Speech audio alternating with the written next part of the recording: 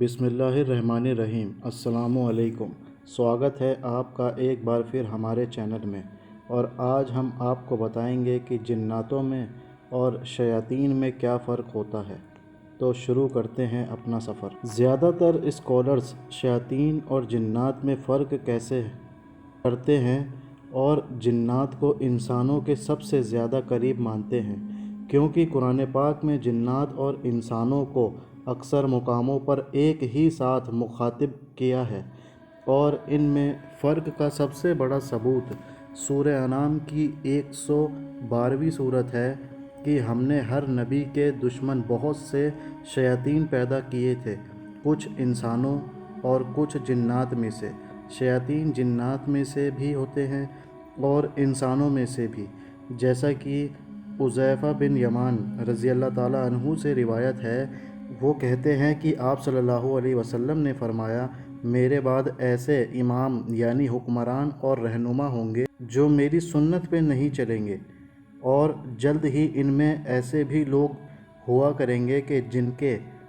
جسم انسانی لیکن دل شیاطین کے ہوں گے۔ لیکن اس چیپٹر کا مطلب انسانی شیاطین کو نہیں، بلکہ ان شیاطین کے متعلق آپ کو بتانا ہے جو جنات میں سے ہیں، جو صرف اور صرف برائی سے منسوب ہیں۔ اس لفظ شیطان کے دو معنی ہیں۔ ایک عبرانی زبان میں شیطان کا مطلب ہے دشمن یا مخالف، اور عربی میں شیطان کا لفظ شطن سے نکلا ہے کہ جس کا مطلب ہے بھٹک جانے والا۔ جنات اور شیاطین کی تاریخ انسان سے بھی پہلے کی ہے، اور ان کی تخلیق بھی انسانوں سے پہلے کی ہے۔ مثلاً سورہ ہجر کے مطابق ہم نے انسان کو کالی سڑی ہوئی کھنکھناتی مٹی سے پیدا کیا، اور اس سے پہلے ہم نے جنات کو آگ کی لپٹ سے پیدا کیا۔ اب فرسٹ جنریشن کے مسلمان اسکالرز جیسا کہ ابن کثیر کے مطابق اس دنیا میں آدم علیہ السلام سے پہلے جنات اور شیاطین رہتے تھے، اور اس کے ریفرنس میں وہ عبداللہ ابن عمر رضی اللہ تعالیٰ عنہ کے اس قول سے لیتے ہیں کہ آدم سے 2000 سال پہلے دنیا میں جنات آباد تھے۔ ابن کثیر رحمۃ اللہ علیہ ان جنات سے بھی پہلے ایک اور مخلوق حنون اور بنون کا بھی ذکر کرتے ہیں، یعنی کہ شیطانی روحیں اور بلائیں، اور پھر یہ کہ اللہ تعالیٰ نے جنات کو ان پر مسلط کر دیا تھا کہ جنہوں نے حنون اور بنون کے ساتھ قتل و غارت کر زمین میں اپنی جگہ بنائی، اور اسی خون ریزی کو دیکھتے ہوئے پھر فرشتوں نے اپنے خدشات کا اظہار کیا تھا کہ آپ ایسی مخلوق کیوں بنا رہے ہیں کہ جو زمین پر فساد کرے۔ لیکن حنون اور بنون کا ذکر کسی مسند حدیث میں نہیں ہے، لیکن تاریخی ریکارڈز میں ان کا ذکر ضرور مل جاتا ہے۔ فار ایگزامپل، ایک ریفرنس موراکو کے اسکالر عبداللہ سید محمد حبیب کا ہے کہ حنون اور بنون آدم علیہ السلام سے پہلے معدوم ہونے جانے والی ایک مخلوق تھی، اور ایک دوسرا ریفرنس الجہیز کی کتاب الحیوان میں ہے کہ بیسیکلی حنون اور بنون جنات کے مقابلے ایک کمزور مخلوق تھی۔ کیا واقعی وہ مخلوق تھی یا نہیں، اللہ ہی بہتر جانتا ہے۔ بہرحال ان حنون اور بنون کے خاتمے کے بعد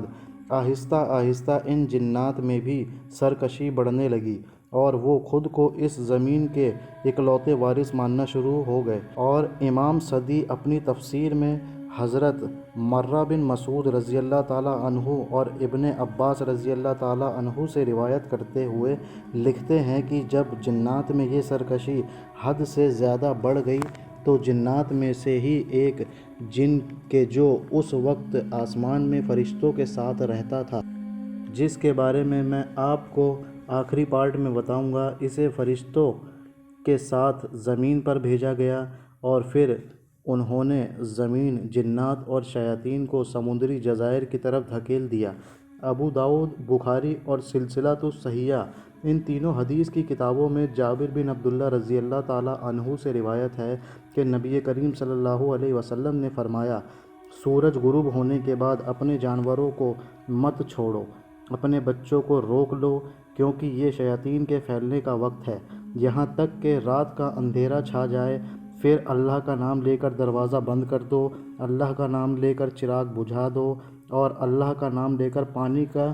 برتن اور دوسرے برتن ڈھک دو، اور اگر ڈھکن نہ ہو تو درمیان میں ہی کوئی چیز رکھ دو۔ شیاطین اور رات کا تعلق یقیناً بہت گہرا ہے۔ ابو ہریرہ رضی اللہ تعالیٰ عنہ سے مروی حدیث ہے کہ نبی کریم صلی اللہ علیہ وسلم نے فرمایا، جب تم رات کے وقت مرغ کی آواز سنو تو اللہ سے اس کا فضل مانگو، کیونکہ اس وقت وہ یعنی کہ مرغ فرشتے کو دیکھ رہا ہوتا ہے۔ اور جب رات کے وقت تم گدھے کی آواز سنو تو فوراً شیطان کے شر سے اللہ کی پناہ مانگو، کیونکہ اس وقت وہ شیطان کو دیکھ رہا ہوتا ہے۔ رات ہی کے حوالے سے عبداللہ ابن عمر رضی اللہ تعالیٰ عنہ سے مروی حدیث ہے کہ آپ صلی اللہ علیہ وسلم نے فرمایا کہ اگر لوگ جان لیں کہ رات کو اکیلا سفر کرنے میں کیا نقصان ہے تو کوئی بھی شخص رات کے وقت اکیلا سفر نہیں کرے گا۔ رات کے علاوہ شیاطین کے لیے مقدس اوقات کے حوالے سے بخاری میں آپ صلی اللہ علیہ وسلم کی حدیث کہ سورج طلوع اور غروب ہونے کے وقت نماز نہ پڑھو، کیونکہ یہ شیاطین کے اوقات ہیں۔ آپ صلی اللہ علیہ وسلم جب کبھی مشرق کی طرف دیکھتے تو فرماتے کہ افسوس، فتنہ اسی طرف سے اٹھے گا اور وہ صدی بھی شیطانی صدی ہوگی۔ آپ صلی اللہ علیہ وسلم نے اصحاب کو دھوپ اور سائے کی درمیانی جگہ یعنی کہ آدھی دھوپ اور آدھی چھاؤں میں بھی بیٹھنے سے منع کرتے تھے، کیونکہ اس طرح سے شیاطین بیٹھتے ہیں۔ اب ان حدیث سے شیاطین کی عادتوں کے بارے میں اچھا خاصا اندازہ ہو جاتا ہے، لیکن ان کے شکل و صورت کے حوالے سے چند بہت اسپیسیفک حدیث موجود ہیں۔ قتادہ بن نعمان سے روایت مروی ہے کہ ایک رات شدید سیاہ تھی اور بے پناہ بارش ہو رہی تھی، اور میں آپ صلی اللہ علیہ وسلم کی خدمت میں عشاء پڑھنے کے لیے گیا تو جب آپ صلی اللہ علیہ وسلم نے سلام پھیرا اور ان کی مجھ پر نظر پڑی تو آپ صلی اللہ علیہ وسلم نے پوچھا، قتادہ تمہیں کیا ہوا ہے، تم اس وقت یہاں پر؟ تو میں نے کہا، یا رسول اللہ صلی اللہ علیہ وسلم، میرا خیال تھا کہ آج نمازی کم ہوں گے تو اس لیے میں نے چاہا چلو میں تو مسجد پہنچ جاؤں تاکہ میں آپ کے ساتھ نماز پڑھ لوں۔ اس پر آپ صلی اللہ علیہ وسلم نے فرمایا کہ جب تم نماز پڑھ لو تو میرے آنے تک اپنی جگہ پر بیٹھے رہنا۔ جب آپ صلی اللہ علیہ وسلم نماز سے فارغ ہوئے تو میں نے دیکھا کہ آپ صلی اللہ علیہ وسلم کے پاس کھجور کی ایک ٹہنی ہے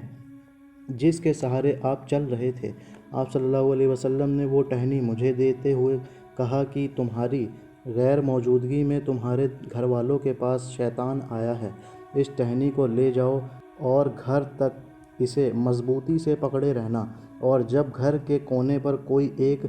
وجود دیکھ لو تو بات کرنے سے پہلے اسے مارنا۔ قتادہ کہتے ہیں کہ جب میں مسجد سے نکلا تو وہ ٹہنی شمع کی طرح روشن ہو گئی، اور جب میں گھر پہنچا تو گھر والوں کو سوئے ہوئے پایا، لیکن گھر کے ایک کونے میں سہ جیسا ایک جانور بیٹھا تھا جس کے پورے جسم پر کانٹے ہی کانٹے تھے، اور میں اسے ٹہنی سے مارتا رہا یہاں تک کہ وہ گھر سے نکل گیا۔ اس وقت قتادہ کے گھر میں وہ شیطان ایک ایسی حالت میں بیٹھا ہوا تھا کہ اس کے جسم پر کانٹے ہی کانٹے تھے، ویسے ہی جیسے سہ کے جسم پر ہوتے ہیں۔ میری ریسرچ کے مطابق شیطان کو حدیث میں جس جانور کو سب سے زیادہ بتایا گیا ہے وہ ایک کالا کتا ہے۔ جامعہ ترمذی اور سلسلۃ الصحیحہ ان دونوں حدیث کی کتابوں میں حضرت ابوذر رضی اللہ تعالیٰ عنہ سے ایک حدیث موجود ہے کہ نبی کریم صلی اللہ علیہ وسلم نے فرمایا کہ عورت گدھے اور کالے کتے کے سامنے سے گزر جانے پر نماز باطل ہو جائے گی اور اسے پھر سے پڑھنا ہوگا۔ عبداللہ بن صامت کہتے ہیں کہ میں نے ابوذر رضی اللہ تعالیٰ عنہ سے پوچھا کہ سرخ، سفید اور زرد کے مقابلے میں کالا کتا ہی کیوں؟ ابوذر رضی اللہ تعالیٰ عنہ کہتے ہیں کہ میں نے بھی نبی کریم صلی اللہ علیہ وسلم سے یہی بات پوچھی تھی، اور آپ صلی اللہ علیہ وسلم نے فرمایا تھا کہ کالا کتا شیطان ہے، یعنی کہ شیطان کالے کتے کی شکل میں بھی آتا ہے۔ ایک شیطانی کالے کتے کا سب سے پہلا ذکر قدیم مصریوں اینشینٹ ایجپشین کے یہاں ملتا ہے جسے وہ سربیورس یا کربیورس کہتے تھے، اور وہ اس کی تصویر اپنے برتنوں پہ بھی بنایا کرتے تھے، اور یہ وہی ایجپشین ہے جن کے بنائے ہوئے ہائیروگلفس میں شیاطین کے نام سرخ انک سے لکھے ہوئے ہیں۔ रेड इंक से लिखे हुए हैं, जो इस बात का सबूत है कि इनके यहाँ शयातीन की किस कदर अहमियत होती थी। और ज़्यादा हैरत की बात यह है कि इस मिस्रियों के यहाँ शयातीन और माबूद इन दोनों के इस्तेमाल करने वाला लफ्ज़ एक ही था, लेकिन पिछले 1400 सालों में यूरोप के अखबारों में जगह जगह एक काले कुत्ते का जिक्र मिलता है। कभी 1856 में फ्रांस के एक चर्च के अंदर काला कुत्ता नज़र आता है, जबकि चर्च के दरवाजे भी बंद होते थे। कभी बेल्जियम में एक बड़े से काले कुत्ते की रिपोर्ट्स मिलती है कि जो एक टूटी हुई जंजीर गले में डालकर लटकाकर सारी रात खेतों में घूमता रहता है। कभी 1677 में एक काले कुत्ते को रिचर्ड कार्बल के जनाजे पर देखा जाता है, जो कि एक जाना माना शैतान परस्त इंसान था। बल्कि एक आइल ऑफ मैन के अखबार में एक पूरा वाक़या दर्ज है कि एक मर्तबा मछलियां पकड़ने वाली कश्ती का एक क्रू सारी रात अपने कैप्टन का इंतज़ार करता रहा, लेकिन कैप्टन नहीं आया। लेकिन सुबह कैप्टन ने आकर बताया कि एक काले कुत्ते ने मुझे सारी रात रोक के रखा था, और मैं जहाँ कहीं भी जाता था वो कुत्ता भी उसी तरफ मुड़ जाता था। जाबिर रज़ी अल्लाह ताला अन्हु से ही एक और रिवायत है कि रसूलुल्लाह सल्लल्लाहु अलैहि वसल्लम ने हमें कुत्ते मारने का हुक्म दिया और हम इन्हें मार देते थे। यहाँ तक कि देहात से आने वाली औरतों के कुत्तों को भी हम कत्ल कर देते थे। लेकिन बाद में आप सल्लल्लाहु अलैहि वसल्लम ने हमें इससे रोक लिया और कहा, आँखों पर सफ़ेद रंग के 2 नुक्तों वाले कुत्तों को मारो, क्योंकि वो शैतान है। लेकिन शयातीन सिर्फ जानवरों की ही सूरतों में नहीं आते, बल्कि ये जिन्नात में से भी होते हैं कि जो हमें नज़र नहीं आते। मसलन अबू दरदा रज़ी अल्लाह ताला अन्हु से रिवायत है, आप कहते हैं कि एक मर्तबा हमने नबी सल्लल्लाहु अलैहि वसल्लम को नमाज के दौरान आऊज़ु बिल्लाह मिन्नक कहते सुना। फिर आप सल्लल्लाहु अलैहि वसल्लम ने कहा कि अल्लानक बिल्लानतिल्लाह, और आप सल्लल्लाहु अलैहि वसल्लम ने 3 मर्तबा कहा और अपना हाथ ऐसे आगे बढ़ाया कि जैसे आप सल्लल्लाहु अलैहि वसल्लम किसी चीज़ को पकड़ रहे हैं। जब आप नमाज से फारिग हुए तो हमने पूछा कि या रसूलल्लाह, आज हमने आपकी ज़ुबान से वो कलिमात सुने हैं जो पहले कभी नहीं सुने थे, और आपने हाथ भी उठाया। इस पर आप सल्लल्लाहु अलैहि वसल्लम ने फरमाया, वो शैतान था और मेरे चेहरे पर आग का एक शोला फेंकना चाहता था। पहले मैंने उसे मुखातिब करके आऊज़ु बिल्लाह मिन्नक कहा, और फिर अल्लानक बिलानतिल्लाह कहा, और फिर उसे पकड़ने के लिए हाथ बढ़ाया, लेकिन वो पीछे हट गया। वरना सुबह को अहले मदीने के बच्चे इसकी लाश के साथ खेल रहे होते कि जो गेंद की शक्ल की होती। इस आग के शोले वाले के बारे में यूँ लगता है कि शायद ये शयातीन की किसी ख़ास किस्म में से है, क्योंकि इस तरह का एक और शैतान एक अलग वाक़े में एक अलग हदीस में आता है। ये दूसरी हदीस बेसिकली अब्दुर्रहमान बिन खम्बश रज़ी अल्लाह ताला अन्हु से मरवी है। अब्दुर्रहमान कहते हैं, जिस रात शयातीन वादियों और पहाड़ों से उतर कर सल्लल्लाहु अलैहि वसल्लम की तरफ आने लगे तो उनमें एक शैतान ऐसा भी था जिसके पास आग का एक शोला था,